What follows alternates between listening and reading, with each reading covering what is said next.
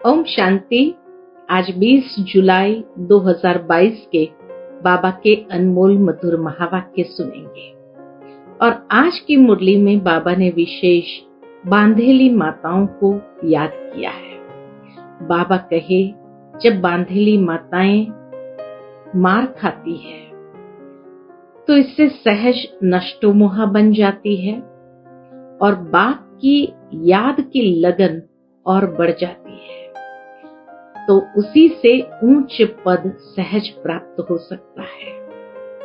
बाबा ऐसी बांधेली माताओं को धीरज देते हैं और कहते हैं कि बच्चे, तुम जितना हो सके आत्म स्थिति में स्थित रहो।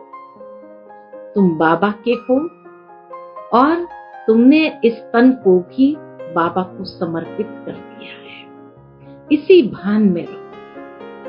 तो आज बाबा ने विशेष बांधेली माताओं को आथत भी दी है, धीरज भी दिया है। सुनते हैं बाबा के मधुर महावाक्य। ओम शांति।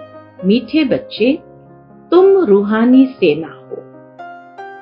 तुम्हारे बिगर रावण से सारे विश्व की रक्षा कोई कर नहीं सकता। इसी शुद्ध नशे में रहना है। आज की मुरली से प्रश्न है, बाप दादा किन बच्चों की बलिहारी का गायन करते हैं? उत्तर है, बाबा कहते हैं, बलिहारी उन बांधेली बच्चियों की, अबलाओं की है जो मार खाते भी शिव बाबा को याद करती है। मार खाने से और ही नष्टो मोहा बनती जाती है, जिस कारण उनका पद और ही ऊंचा हो जाता है। बाप ऐसे बच्चों को तसल्ली देते हैं, धीरज देते हैं। बच्चे, तुम अपने को आत्मा समझो, यह देह तुम्हारी नहीं है, तुम बाप के बन चुके हो, तो अवस्था पक्की होती जाएगी।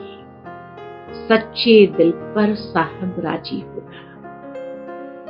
आज की मुरली से पहले गीत बजा है, तुम्हें पाके हमने जहां को पा लिया। ओम शांति। बच्चे सामने बैठे हैं, जानते भी है हम सेना है। हम कौन है? हम सेना है। किसकी सेना है? ईश्वर की। क्या कर रहे हो? हम रावण पर विजय पा रहे हैं। गोया इस सारी सृष्टि को रावण राज्य से छुड़ाए अपने राज्य की स्थापना कर रहे हैं। बैठे देखो कैसे साधारण रीति हो, कोई हाथ पांव नहीं चलाते हो, परंतु हो बड़ी जबरदस्त सेना। हाथ पांव नहीं चलाते, लेकिन फिर भी हो बड़ी जबरदस्त सेना। तुम मददगार हो ईश्वर के। ईश्वर भी गुप्त है, तुम भी गुप्त हो। उनको शहंशाह भी कहते हैं। ईश्वर को शहंशाह भी कहते हैं। तुम्हारी युद्ध इतनी जबरदस्त और गुप्त है, जो तुम विकारों पर जीत पाकर सारे विश्व पर जीत पा लेते हो। तुमको फील होगा जैसे वह सेना है, वैसे हम भी रूहानी सेना है। समझते हो भारत का सारा मदार है इस सेना पर। हम सेना न होती तो दूसरे जीत पा लेते, अर्थात विकारों की जीत हमारे पर हो जाती। उस सेना में तो कभी कभी राजाओं आदि को भी भगाए मिलिट्री का राज्य कर लेते हैं। मिलिट्री समझती है हमारे बिगर कोई देश की रक्षा कर नहीं सकता। तुमको भी शुद्ध अहंकार है। हम ईश्वरीय सेना के बिगर रावण से कोई रक्षा कर नहीं सकता। अब वह मिलिट्री भी देखो और यह भी देखो, तुम जैसे हो वैसे हो। तुम्हारे पास कोई भी ड्रेस अथवा हथियार पवार नहीं है। बाबा कहे, तुम्हारी कोई ऐसी मिलिट्री जैसी यूनिफॉर्म नहीं है, तो तुम्हारे पास कोई भी ड्रेस व हथियार पवार नहीं है। वह तो कितनी ड्रेस पहनते हैं, जैसे स्वांग बनाते हैं। होली में भी स्वांग बनाते हैं, राम की भी सेना दिखाते हैं। उनको मुंह बंदर का दे दिया है। शास्त्र में राम की सेना को मुंह बंदर का दे दिया है। वह तो सिर्फ गुड़ियों का खेल करते हैं। अब तुम बच्चे जानते हो, हम रावण रूपी 5 विकारों की जेल से छुटकारा पा रहे हैं। एक तो रावण का जेल, फिर रावण की मत पर चलने वालों का जेल। एक है रावण का जेल, फिर रावण की मत पर चलने वालों का जेल। भक्ति की भी जंजीरें, गुरुओं की भी जंजीरें, फिर पति की भी जंजीरें। मनुष्य के लिए चारों तरफ जंजीरें ही है। एक तरफ भक्ति की भी जंजीरें, गुरुओं की भी जंजीरें, फिर पति की भी जंजीरें। रावण की मत पर तुम कितने दुखी होते हो, कितना पुकारते हो। रावण हमको बहुत सताते हैं। तुम जानते हो, जितना जितना हम योग में रहते हैं, उतना हमारी आत्मा दुख से छूटती है। अबलाओं पर अत्याचार तो बहुत होते हैं, बहुत मार खाती है। अबलाएं पुकारती है, अब हम क्या करें? बाप फिर तसल्ली, धीरज देते हैं। यह तो समझाया है, तुम अपने को आत्मा समझो। यह देह हमारी नहीं है, हम मर चुके हैं। देखो बाबा कितने अच्छे अच्छे शुद्ध संकल्प देते हैं, ताकि जब कोई मार भी खाते हैं तो भी उसको फील ना हो। तो ये देह हमारी नहीं है, हम मर चुके हैं, बाप के बन चुके हैं और कोई उपाय नहीं है। हम तो शिव बाबा के हैं। जो सच्चे बच्चे होते हैं, उनकी अवस्था पक्की रहती है। जरा भी विकार के तरफ ख्याल नहीं जाता है। ऐसे बच्चे पर अगर कोई जबरदस्ती जुल्म करते हैं तो उसका पाप नहीं चढ़ता है। बाबा कहे, ऐसे बच्चों पर जरा भी विकार के तरफ ख्याल नहीं जाता है। ऐसे बच्चे पर अगर कोई जबरदस्ती जुल्म करते हैं तो उसका पाप नहीं चढ़ता है। पुकारती है, बाबा हम तो आपके हैं। शरीर तो जैसे मुर्दा है, ऐसे निश्चय बुद्धि वाले जो है वह भी बड़ा उच्च पद पा लेते हैं। अगर सच्ची दिल है तो, बाबा कहे अगर सच्ची दिल है तो ऐसी सच्ची दिल पर जरूर साहब राजी होगा, तो उन पर पाप नहीं चढ़ेगा। यहाँ भी बच्चियां इतना याद नहीं करती है जितना जो मार खाती है वो याद करती है। बाप के पास पुकार आती है, बंधन है, बाबा बंधन से छुड़ाओ। जो छूटे हुए बंधन मुक्त है, वह भी इतना याद नहीं करते हैं जितना बांधेलियां याद करती है। शिव बाबा की याद से ही बेड़ा पार होता है। कोई कहते हैं, बाबा हमको मुरली भी पढ़ने नहीं देते हैं। अरे तुम बाप को याद करती रहो, मुरली में भी रोज यही समझाया जाता है। मूल बात है, याद का चार्ट रखो। बाबा ऐसी बांधेलियों को ये श्रीमत देते हैं कि अगर तुम्हें मुरली पढ़ने नहीं देते तो बस बाबा की याद में रहो। बाबा मुरली में भी भिन्न भिन्न रीति से यही समझाते हैं, लेकिन ये श्रीमत किनके लिए है? बांधेली आत्माओं के लिए है, सबके लिए नहीं है। कि बाबा ने कहा है ठीक है मुरली नहीं पढ़ी तो भी चलेगा, याद ही तो करना है। नहीं, ये श्रीमत बांधेली बच्चियों के लिए है। मूल बात है, याद का चार्ट रखो। हम बाबा को कितना समय याद करते हैं, ये मेहनत बहुतों से होती नहीं है। घड़ी घड़ी याद भूल जाती है, बांधेली बच्चियां तो मार खाते खाते और ही जास्ती याद करती है। बलिहारी उन अबलाओं की है जो मार खाते भी याद करती है। बाबा कहते हैं तुम अपने को आत्मा समझ बाप को याद करती रहो। जितना जास्ती मारेंगे तुम और ही नष्टो मोहा होती जाएगी। मार भी अच्छा पद बना लेती है। कितना बाबा उनको पॉजिटिवली आथत देते हैं। मार भी अच्छा पद बना लेती है। बाबा को भी ऐसी ऐसी बच्चियां याद पड़ती है। हाँ, कोई बहुत अच्छे महारथी भी है जो बहुतों की सर्विस करते हैं, योगी बनाते हैं। योग की बहुत महिमा है। तुमको तो सब पर तरस खाना है। तुम बच्चे गीता को रेफर करते हो। उन्हों की बुद्धि में सिर्फ यह है कि कृष्ण भगवान ने राजयोग सिखाया। तुम कहते हो परमपिता परमात्मा ने राजयोग सिखाया। यह सिद्ध करने के लिए ही तुम पूछते हो। क्या पूछते हो? परमपिता परमात्मा से तुम्हारा क्या संबंध है? पिता कहते हैं ना, पिता का ही फरमान है कि हमारे साथ योग लगाओ तो तुम्हारे विकर्म विनाश होंगे। कोई मनुष्य मात्र के साथ योग नहीं लगाना है। अगर सिखाने वाला ही मनुष्य होगा तो तुम्हारा कल्याण नहीं होगा। गीता में भी नाम देधारी का रख दिया है। हम कहते हैं हमको निराकार परमपिता परमात्मा योग सिखाते हैं। तुम कोई की निंदा नहीं करते हो।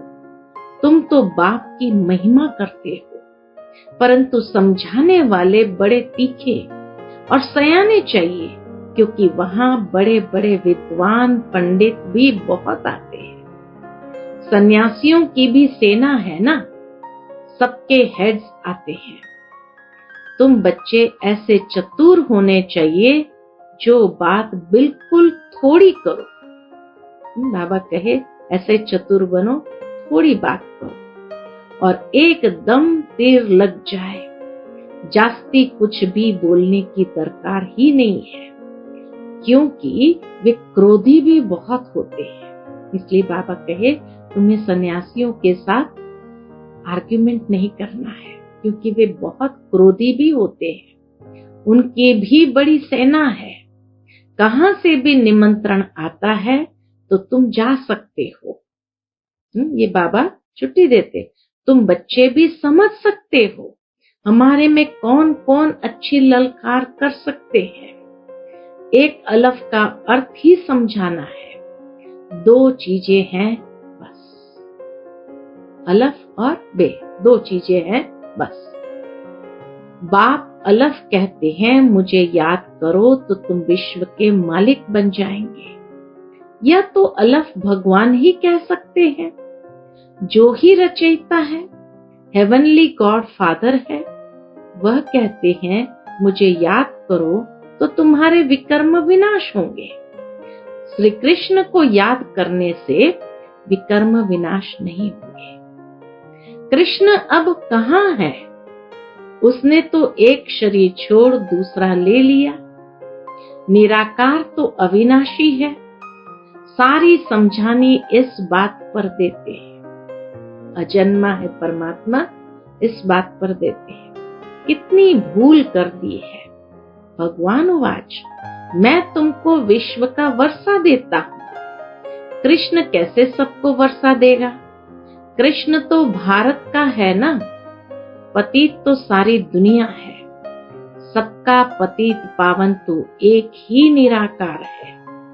तुम्हारी बुद्धि में ये सब बातें हैं। भक्ति के पार्ट की भी नॉलेज है। पहले पहले होती है शिव की पूजा। सोमनाथ का मंदिर बना हुआ है। इतना बड़ा सोमनाथ का मंदिर किसने बनाया? और कोई की ताकत नहीं। जरूर उस समय इतना शाहूकार थे जो ऐसे मंदिर बनाए। तुम बच्चों में भी अभी समझ है। बाबा कहे तुम बच्चों में अभी समझ है बरोबर हम कितने शाहूकार थे।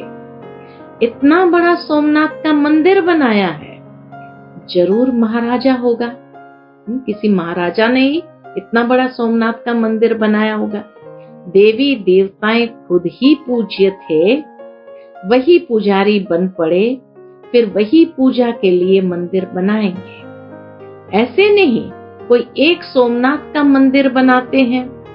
एक ने शुरू किया, फिर बहुतों ने बनाया, फिर बहुत मंदिरों को लूटा होगा। एक मंदिर से ही इतना सामान निकला जो ऊंट भर कर ले गए। जब चढ़ाई करते हैं तो कोशिश करते हैं कैपिटल को हाथ करें, फिर उनकी विजयी हो गई।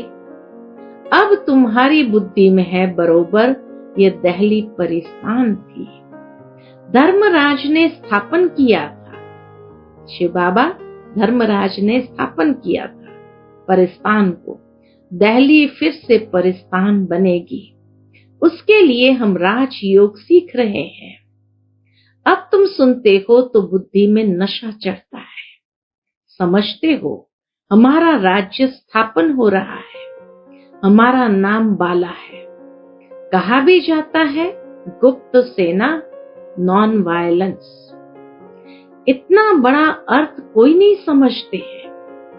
तुम न स्थूल हथियार उठाते हो, न काम कटारी चलाते हो, तुम ही नॉन वायलेंस शक्ति सेना हो, जिन्होंने योग बल से राज्य पाया है।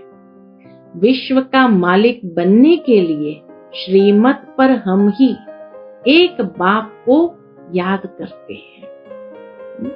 बाबा कहे विश्व का मालिक बनने के लिए श्रीमत पर हम एक बाप को ही याद करते हैं। जानते हैं अभी यह नाटक पूरा होता है, फिर नए सिर शुरू होगा। यह अविनाशी नाटक है, ये कब विनाश नहीं होता है। बाकी इतना जरूर है, जब नई दुनिया होती तो पुरानी दुनिया खलास हो जाती है। चक्र तो फिरता ही रहता है। यह अनादि ड्रामा है। जैसे भगवान के लिए कहते हैं हाजिर नाजिर है, वैसे ये ड्रामा चक्कर लगाता ही रहता है। इस ड्रामा में सब एक्टर्स है ही है। तुम जानते हो मूल वतन और स्थूल वतन है ही है। फिर सत्युग त्रेता चक्कर लगाकर फिर रिपीट होता है। यह अविनाशी ड्रामा है। हम एक्टर्स भी ड्रामा में है ही है। हम एक्टर्स भी ड्रामा में है ही है। शुरू से अंत तक सबका पार्ट है ही है। वह छोटा ड्रामा होता है जो पुराना हो जाता है। यह कभी पुराना नहीं होता, ये हमेशा नया ही रहता। हर बार बजाओ, इतनी बार बजा लिया होगा, लेकिन फिर भी हर बार नया ही होता है।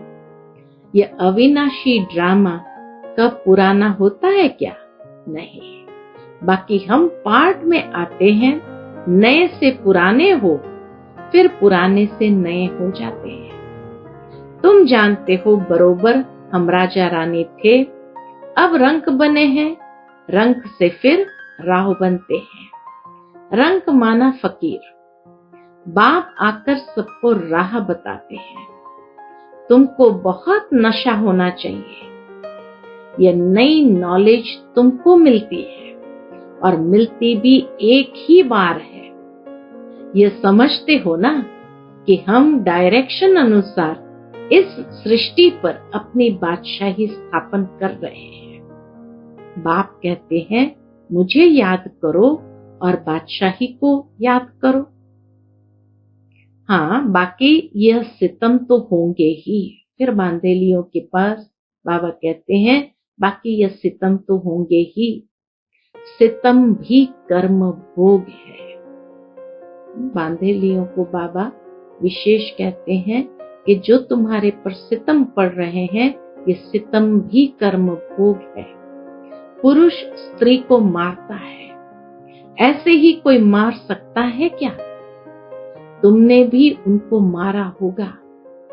देखो कर्म की गुह्य गति बाबा समझाते, तुमने भी उनको मारा होगा कोई जन्म में, वही हिसाब किताब चुकता हो रहा है। ये सब कर्मों का हिसाब किताब है, इसलिए बाबा इस कर्मों के हिसाब किताब में इंटरफियर नहीं करता है, लेकिन युक्ति जरूर बताता है कि कैसे इसको सहन करना है और इस हिसाब किताब से अपने आप को मुक्त करना है। ये सब कर्मों का हिसाब किताब है। अब तुम श्रीमत पर श्रेष्ठ कर्म कर रहे हो, अब कोई भ्रष्ट कर्म नहीं करना। सबसे श्रेष्ठ कर्म है सबको बाप का परिचय देना। बाप का फरमान मिला है, माँ में कम याद करो। सभी बाप को ही भूले हुए हैं, शिव की पूजा करते हैं परंतु जानते कुछ भी नहीं। अमरनाथ पर भी बड़ा लिंग बना रखा है, इतना बड़ा बाप का रूप है क्या? कुछ भी पता नहीं है। अब तुम बच्चे इन सब बातों को यथार्थ समझ गए हो। अच्छा, मीठे मीठे सिकिलते बच्चों प्रति माता पिता बाप दादा का याद प्यार और गुड मॉर्निंग। रूहानी बाप की रूहानी बच्चों को नमस्ते। हम सब रूहानी बच्चों की रूहानी माता पिता बाप दादा को याद प्यार गुड मॉर्निंग और नमस्ते। नमस्ते, शुक्रिया बाबा, शुक्रिया। आज की मुरली से धारणा के लिए मुख्य सार है, पहली पॉइंट, श्रीमत पर सदा श्रेष्ठ कर्म करने हैं, कोई भी भ्रष्ट कर्म न हो, इसका ध्यान रखना है। बहुतों को योगी बनाने की सेवा करनी है। दूसरी पॉइंट, सच्ची दिल रखनी है। शरीर तो जैसे मुर्दा है, इसका अभिमान छोड़ देना है। पूरा पूरा नष्टो मोहा बनना है। आज का बाप दादा का मधुर वरदान हम बच्चों के प्रति है, कल्प कल्प के विजय की नूंद को स्मृति में रख, सदा निश्चिंत रहने वाले निश्चय बुद्धि विजयी भव। कल्प कल्प के विजय की नूंद को स्मृति में रख, सदा निश्चिंत रहने वाले निश्चय बुद्धि विजयी भव। निश्चय बुद्धि बच्चे व्यवहार व परमार्थ के हर कार्य में सदा विजय की अनुभूति करते हैं। बल कैसा भी साधारण कर्म हो, लेकिन उन्हें विजय का अधिकार अवश्य प्राप्त होता है। वे कोई भी कार्य में स्वयं से दिल शिकस्त नहीं होते, क्योंकि निश्चय है कि कल्प कल्प के हम विजयी हैं। जिसका मददगार स्वयं भगवान है, उसकी विजयी नहीं होगी तो किसकी होगी?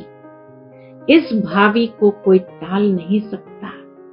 यह निश्चय और नशा निश्चिंत बना देता है। यह निश्चय और नशा निश्चिंत बना देता है।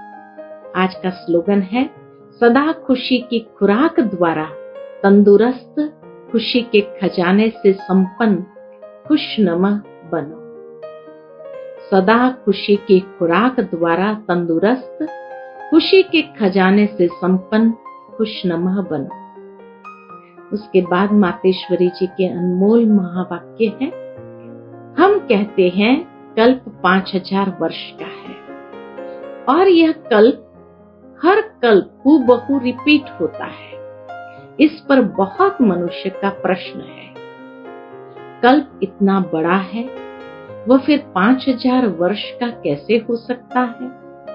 कल्प तो लाखों वर्ष का होता है। जब ऐसी चीज निकली हुई है जिससे मालूम पड़ता है कि यह कोई लाखों वर्ष की है, फिर मनुष्य कैसे मानेंगे कि कल्प 5000 वर्ष का है?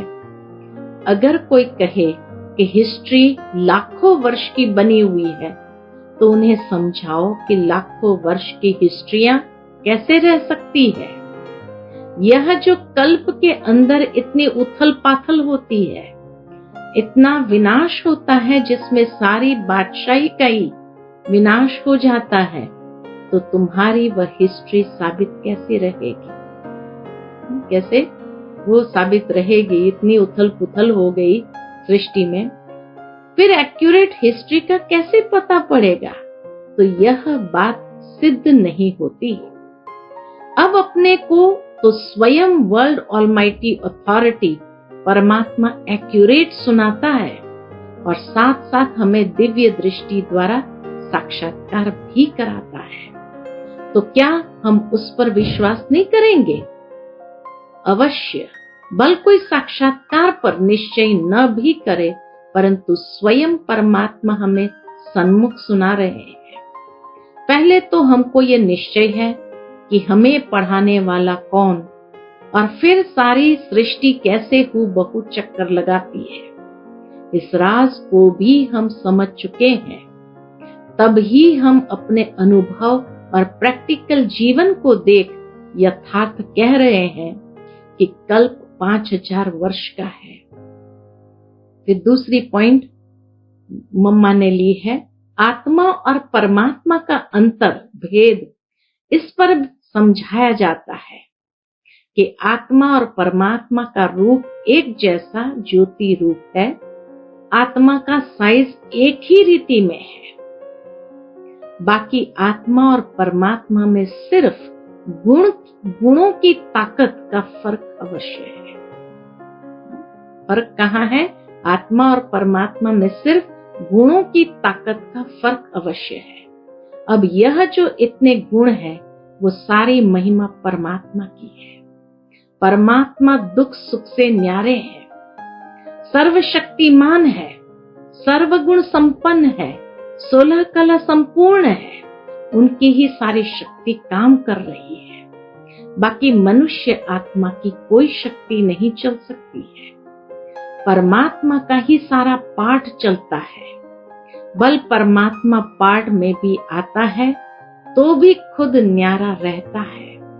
पाठ में भी आता है तो भी न्यारा रहता, लेकिन आत्मा पाठ में आते भी पाठधारी के रूप में आ जाती है। परमात्मा पाठ में आते भी कर्म बंधन से न्यारा है। आत्मा पाठ में आते कर्म बंधन के वश हो जाती है। यह है आत्मा और परमात्मा में अंतर। अच्छा, ओम शांति।